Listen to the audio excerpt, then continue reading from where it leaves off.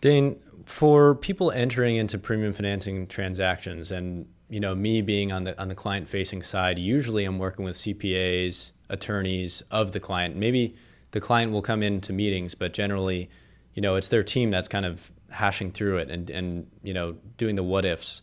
What are 5 things that the client and their team should know going into premium financing transactions? Like, what are the top 5 ways to fail going into a premium financing transaction?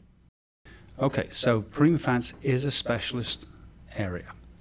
And so what that tells you immediately, I guess by analogy, imagine you go into your doctor and you say, "Hey doc, I've noticed I've got something wrong with my knee." And he goes, "Okay, I went to medical school, I'll do the rebuild for you." Well, how many knees have you done? Well, I read it in a book and I'm a doctor. Yeah, but do you actually have any knowledge in this space? Well, should be good.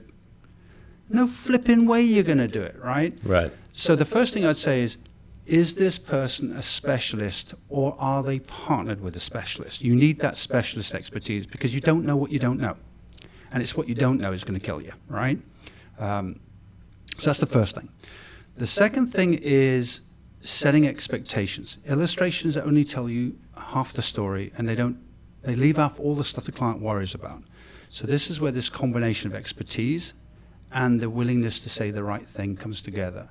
I've got to show you the journey, both normal and stressed, and calculate those correctly so you have a realistic expectation of where your risk lies so that you can make an informed decision. We see a lot of plans that are performing, but the expectation was set incorrectly so that the client either can't complete the journey or has a disconnect on belief. I no longer have confidence in my advisor because you told me one thing and even though it's working, it's not doing what you said it was going to do. Therefore, I'm now worried about whether you're telling me the truth, right? Or being fully open with me. So that's one.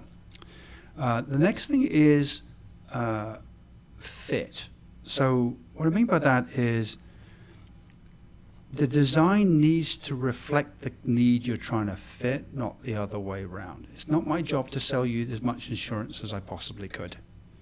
My insurance is to net after loan repayment the insurance you actually need for the situation that you're actually in. So we see a lot of people using premium finance as a way to get big premiums and big commissions. Right. Not about fixing the problem. And so you see a lot of bad practice where people are using it around a commission sale rather than the client need sale. Yeah, designing the policy for the biggest commission for the agent. Yeah, so costs are high or it's a bad product fit or whatever the reason is. I mean, I've literally had somebody saying, well, with the same amount of money going in, we could get more insurance. Well, while that sounds true, what they're not telling you is they're underfunding and therefore there won't be the cash to pay off the loan. Right. They either don't know that or they're not saying it. Either way, it's not good for the client. The next thing is there's some assumptions you're making. The insurance illustration, as I say sometimes on my podcast, is one of 100,000 possible outcomes.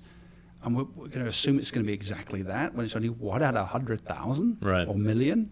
So there needs to be somebody who has the expertise and the resources to actually service post-sale. This is a 15, 20-year commitment. Right. So who's tracking it? Right? Right. So is the infrastructure there and is the expertise on the infrastructure? I might have 25 people on my team, but if they're not premium finance specialists, what good does it do me?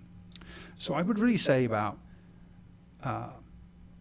fit, expectation setting, design to make sure it's really robust, the stress testing and the servicing, those are the things that we're looking for. Now, there's some other things that help, like do you have the right underwriting? That kind of is a given for insurance, I would say. But I'm talking now about bank underwriting. Yeah. A lot of people only have one bank. Well, what happens if that bank goes away?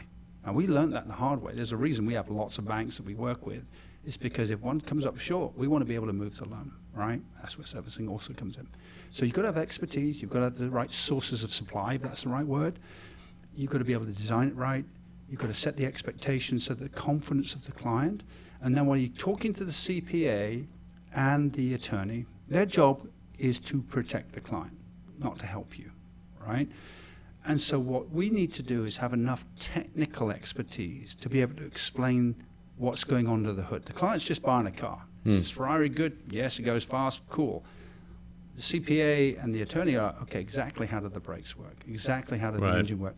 And what we find a lot of agents, so they know the high level of the product, but they don't understand the underlying economics.